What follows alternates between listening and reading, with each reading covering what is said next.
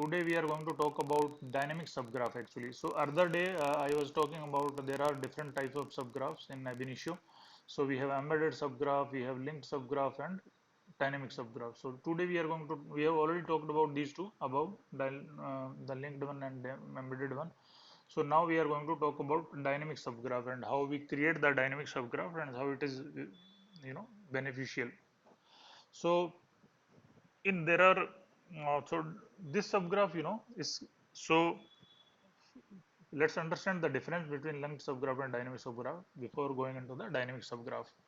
So in linked subgraph, what we have a parent graph, right? And then we can drag that graph from the components and then placed into the parent graph, and we have saved our parent graph, right? So if anything needs to be modified in linked subgraph, right? I mean the component or linked subgraph, if we modify it, tomorrow we have released another version of that component, right? So we have to change the parent also accordingly. Okay, so to do away with this problem, I mean right, the convenience is with dynamic subgraph is you don't have to amend the you know parent subgraph. Okay, it will dynamically take the file from the disk whenever the dynamic subgraph whenever the parent subgraph executes.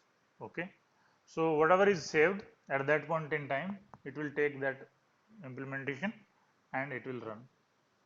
Okay, so you don't have to modify the dynamic the parent graph basically. So this is main difference, and there are multiple more differences also there. So subgraph that can be updated independently of the parent graph or the graph which uses it. Parent graph maintains a pointer to the dynamic subgraph, but the contents of the dynamic subgraph not loaded until parent graph run. So what happens is, so there is a graph interface concept actually. So graph interface. So the parent graph is linked with the dynamic subgraph using the graph interface. So graph interface is a contract between contract or you can save a contract between parent graph and dynamic subgraph.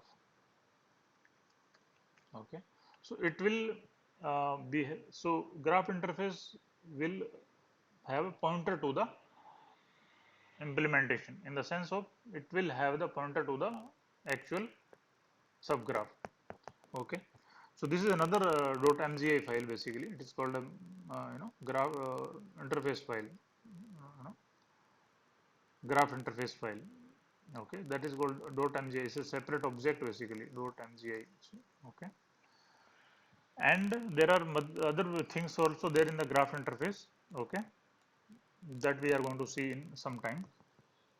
So this pointer will be pointing to the actual subgraph, and that and graph interface needs to be included into the parent graph. So we will have parent graph and we will use that particular graph interface, and within that graph interface there will be a pointer which is going to be used to point to the exact dynamic subgraph.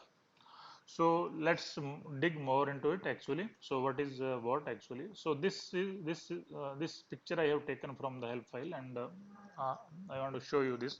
So these are the, let's say, parent subgraphs. Okay, there are multiple parents graphs can have, and they are using this graph interface, and that graph interface is um, using the dynamic subgraph.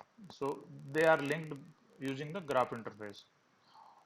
So this is kind of why I talked about like contract between the parent graph and dynamic subgraphs. Why it is contract in the sense of we have to define these things into the graph interface file. The set of the requirement for dynamic subgraph is, so there are input parameter, ports, propagation direction, layout attribute, and feather, whether they allow phases or not. Okay, more than one phase or not. So these kind of this contract, right? So we define everything in the graph interface, and whichever dynamic subgraph implement these kind of settings will be will be pointed by the graph interface. Okay, so there could be different versions of a dynamic subgraph. Okay, and the version can be differing using these kind of parameter. Let's say for a dynamic subgraph, we will have one input parameter or one port or one output or one input port, but some other implementation, there could be a multiple input parameter or multiple input port and one output port.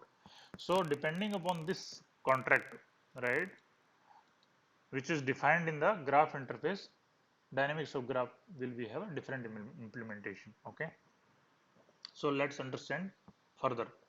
So what is the relationship between parent graph, dynamic subgraph and graph interface? Okay, so this is there could be a one to one relationship, there could be a one to many relationship, there could be a many to one relationship, or there could be a many to many relationship. So there are all kind of relationship would be there. So what we will have is, we have a, let's say, parent graph 1. Okay, and this parent graph 1 will have an interface, right? So this yellow thing you see, right, this is an interface. So we include the interface into the parent graph, and that interface will point into the different dynamic subgraph. It can point to version 1, it can point to version 2, version 3, right? Or maybe it's a altogether different subgraph. Okay, so let's say parents graph 1 is using the dynamic subgraph A. This is a different from dynamic subgraph B or C, right? So likewise, this dynamic subgraph can be used by this interface, or it could be used by this one, this one, or this one, right? So there could be multiple interfaces within a parent graph 3. If you look at the parent graph 3, there are two interfaces used, right? So one is like for dynamic subgraph B, and another one is like dynamic subgraph C.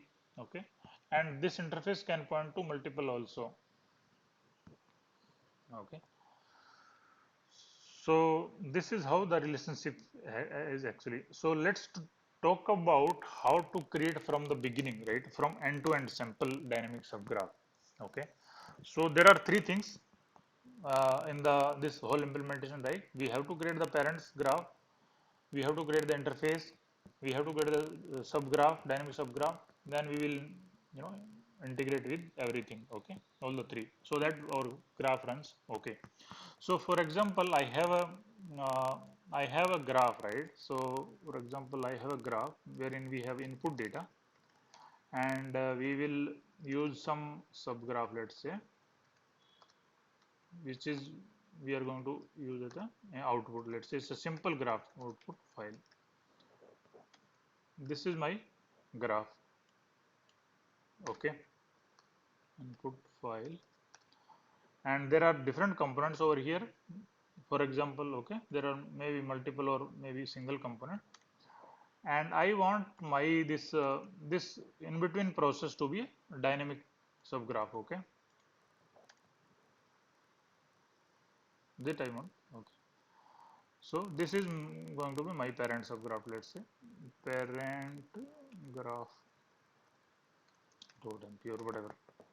Okay, now what I need to do is, first of all, I will create the interface file .mgi file. Okay, so create end-to-end dynamic. So first step one is create .mgi file in the graph interface file. So go to the file you have in sandbox view, right?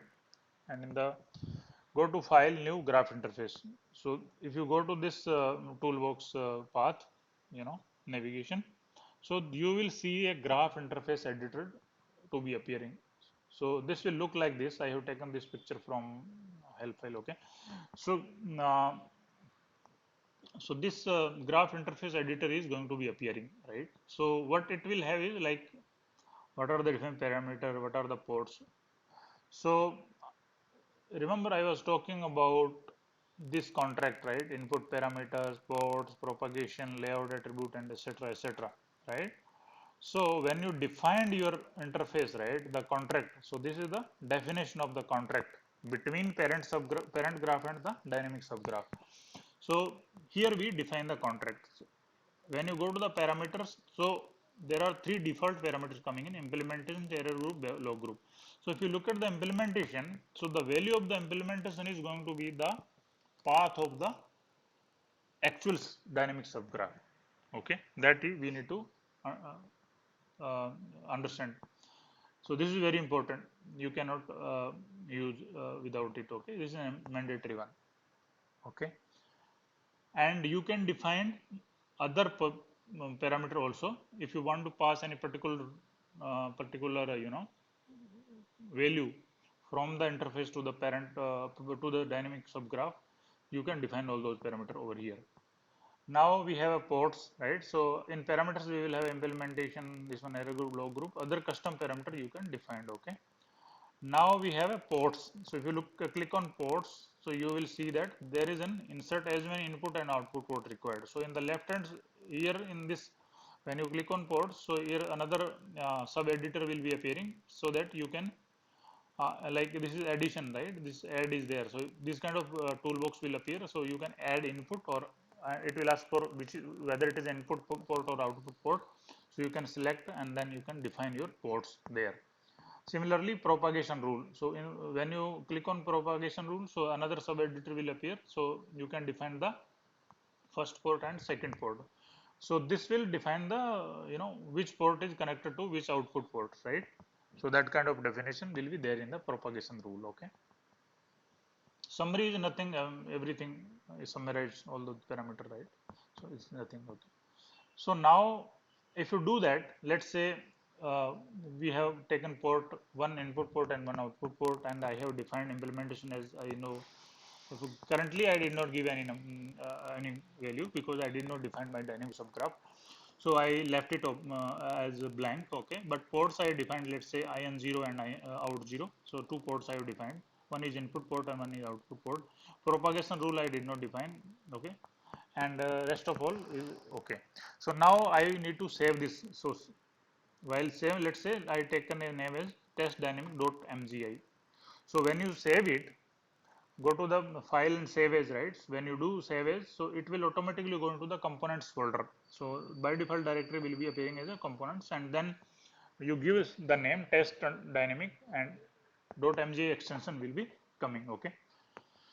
So you have saved your interface file, okay, in the sandbox components folder. Okay. And now second part we are going to do is we are going to define the actual subgraph, the mg file, sorry, mp file.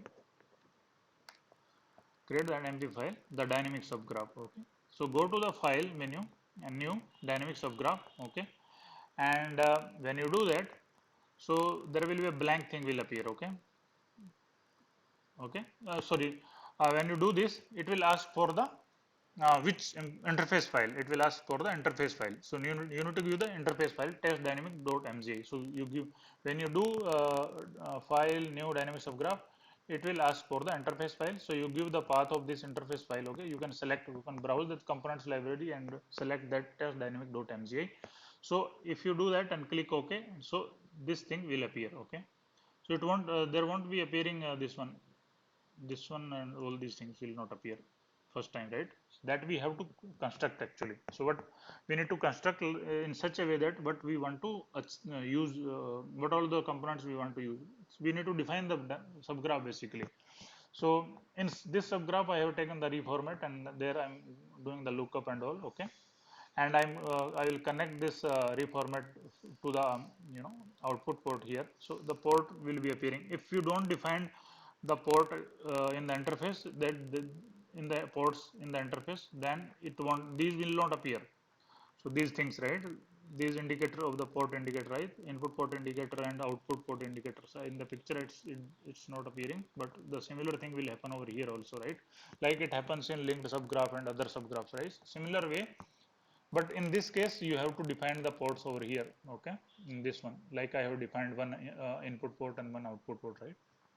So now we have constructor, like I have taken the reformat component and I have embedded the DML, input DML and output DML, and I have done the transformation also.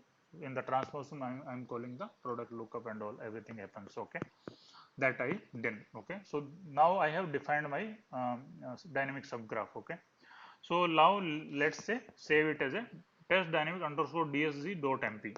So that is, this is a nomenclature actually. So underscore dsg you have to give the same name of test dynamic, right?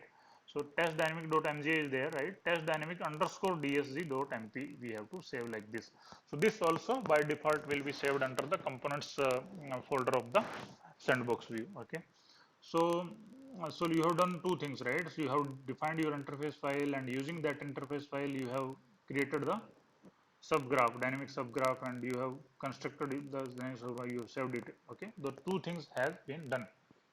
Now it's a turn of parent subgraph. Okay, so now step number 3, which is parent subgraph. So how we are going to use this basically?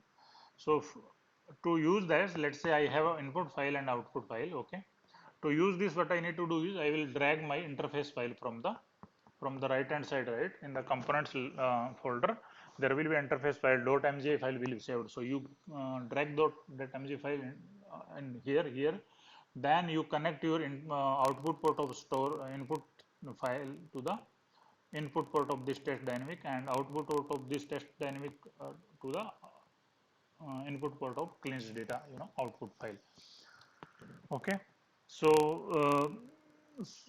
okay, so this is the done, everything is done. So now you can run your graph. So it will behave as it in the same way as it happens with the linked subgraph, as it happens with the embedded subgraph, or as it happens with the without send graph subgraph, right?